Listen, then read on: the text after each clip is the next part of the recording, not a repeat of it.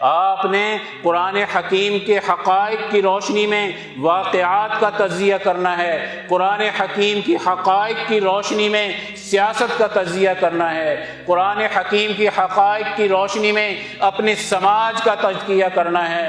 جس سماج میں غلامی ہو، جس سماج میں سیاسی بد امنی ہو، جس سماج میں معاشی بدحالی ہو، جس سماج کے اندر بے انصافی ہو، یہ چار اصول سماج کو زوال کی انتہا تک پہنچا دیتے ہیں۔ اگر ان چار اصولوں پر سماج کی تشکیل ہو گئی کہ اس کا نظام غلامی سسٹم کے ذریعے سے اس پہ مسلط ہو جائے، اس کی نظام سیاست لڑائی جھگڑے کی طرف چل پڑے، فتنہ و فساد پیدا کر دے، نااہل لوگوں کے ہاتھ میں نظام مملکت آ کر قوم میں تفریق انتشار پیدا ہو جائے، اس سیاست کو کیسے ٹھیک کرنا ہے جس کا معاشی نظام 80-90% قوموں کو بھوک اور افلاس میں مبتلا کر دے، وہ معاشی سیٹ اپ ختم کر دینے کے لائق ہوتا ہے۔ آج ہم سوشلزم سے مرعوب ہوتے ہیں، آج ہم سرمایہ داری سے مرعوب ہوتے ہیں، یہ دنیا کے نظام ہیں، ان کی بنیادیں سائنس پر ہیں،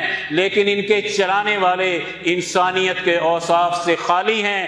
تو یہ دو نظام سائنسی ترقیات کے باوجود افریقہ کی بھوک نہیں مٹا سکے، ایشیا کی بھوک نہیں مٹا سکے، یورپ کے 18-20 گھنٹے کام کرنے والے مزدور کی بھوک نہیں مٹا سکے، لاطینی امریکہ کی لڑائیاں اور بھوک نہیں مٹا سکے۔ یہ کون سے نظام ہیں جن کو ہم کہیں کہ یہ دنیا کے لیے بڑے مفید اور ترقی یافتہ ہیں؟ ترقی یافتہ نظام دنیا کی بھوک مٹاتا ہے، ترقی یافتہ نظام دنیا کی عداوتیں مٹاتا ہے، ترقی یافتہ نظام دنیا کو ترقی کے اعلیٰ مقام پر پہنچاتا ہے۔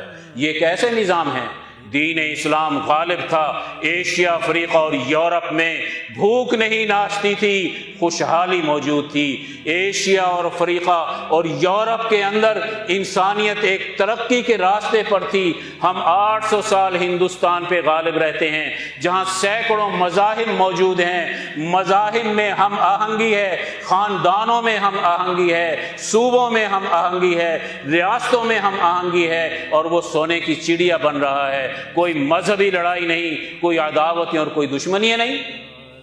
جب نظام درست آتے ہیں، درست جماعت آتی ہے، جماعت ہو مجمع نہ ہو، اس کا ہر فرد بہترین مہارت رکھتا ہو حکمت کے اصول پر مسائل کے حل کرنے کی، تو وہ دنیا کا بہترین نظام دنیا میں تشکیل پاتا ہے۔ آج ہمیں اسی دور کی طرف لوٹنے کی ضرورت ہے۔ دور صحابہ کا مطالعہ کرو، دور پیغمبر کا مطالعہ کرو۔ آج ہم سے کون سی سنت چھوٹ گئی ہے، اس سنت کو زندہ کرو۔ وہ شاہ ولی اللہ صاحب نے فرما دیا، فک کل نظام کی سنت ہے جو آج ہم سے چھوٹ گئی ہے۔ ہم نے نظاموں کا تجزیہ کرنا چھوڑ دیا، جماعتیں نظام چلاتی ہیں۔ اگر جماعت کا سیٹ اپ مستقبل کا اچھا نظام چلانے والی جماعت پیدا کرتا ہے، اس کا لیڈر، اس کا رہنما تو کبھی شکست نہیں کھا سکتا۔ اگر مجمع اکٹھا کر کے مسائل کے حل کرنے کی بات کرتا ہے اور سسٹم وہی قائم رکھنا چاہتا ہے، تو سوائے نوجوانوں کو دھوکہ دینے کے اور کچھ نہیں ہو سکتا۔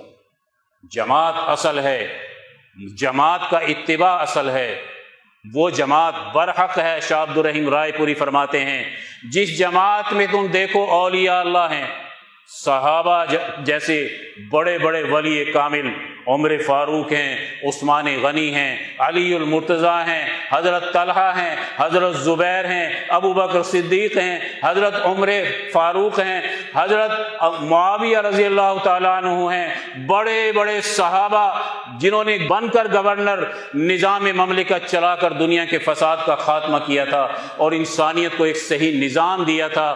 یہ جماعت اولیاء اللہ کی ہے۔ اس کے مقابلے پہ ابو جہل کی پارٹی میں سارے ظالم بیٹھے ہیں، ابو لہب، عتبہ، شیبہ، غریبوں، یتیموں، مسکینوں کے حقوق غصب کرنے والا ہے۔ آج ہم دیکھتے ہیں ایک علماء ربانی کی جماعت شاہ ولی اللہ کی ہے، جس میں شیخ الہند ہیں، جس میں مولانا قاسم نانوتوی ہیں، مولانا رشید احمد گنگوہی ہیں، حاجی امداد اللہ مہاجر مکی ہیں، شاہ اسحاق صاحب ہیں، شاہ اسماعیل شہید ہیں، شاہ سید احمد شہید ہیں، حضرت شاہ عبد العزیز رحمۃ اللہ علیہ، بڑے بڑے وقت کے ولی کامل، بڑی خانقاہیں چلانے والے، بڑے بڑے ادارے چلانے والے اس جماعت میں موجود ہیں جو آزادی اور حریت کی جنگ لڑتی ہوئی نظر آتی ہے۔ ایک طرف مقابلہ نوابوں سے ہے، خاندان غداروں سے ہے، ایک طرف مقابلہ جاگیرداروں سے ہے جو دشمن کا ایجنٹ بن کر نظام ظلم کی حفاظت کر کے غلامی کے نظام کو لمبا کرتا ہے۔ تو یاد رکھو، ہمارے لیے اسوہ حسنہ کی روشنی میں جو سچی جماعت ہوگی وہ یہ اولیاء اللہ کی جماعت ہوگی جس میں کثرت سے علماء ربانی موجود ہوں۔ ہم علماء سو سے کاٹنا چاہتے ہیں، علماء ربانی کے ساتھ جوڑنا چاہتے ہیں۔ علماء سو کی نشانی باطل نظام کی حفاظت کرنا ہوتا ہے، اور علماء ربانی کی نشانی باطل نظاموں کے مقابلے پر جنگ آزادی لڑنا ہوتا ہے اور صحیح عدل کا نظام قائم کرنا ہوتا ہے۔ علماء کے ہم خلاف نہیں، علماء سو کے خلاف ہیں۔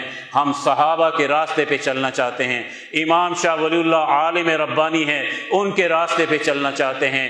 ہم حاجی امداد اللہ مہاجر مکی کے راستے پہ چلنا چاہتے ہیں، ہم شیخ الہند کے راستے پر چلنا چاہتے ہیں۔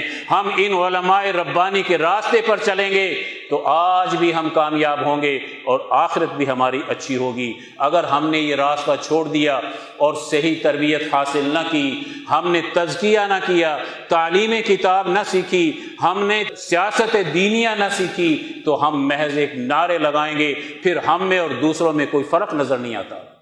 اللہ سے دعا ہے ہم سب کو نبی کریم صلی اللہ علیہ وسلم کے اسوہ حسنہ کو سمجھنے کی توفیق عطا فرمائے۔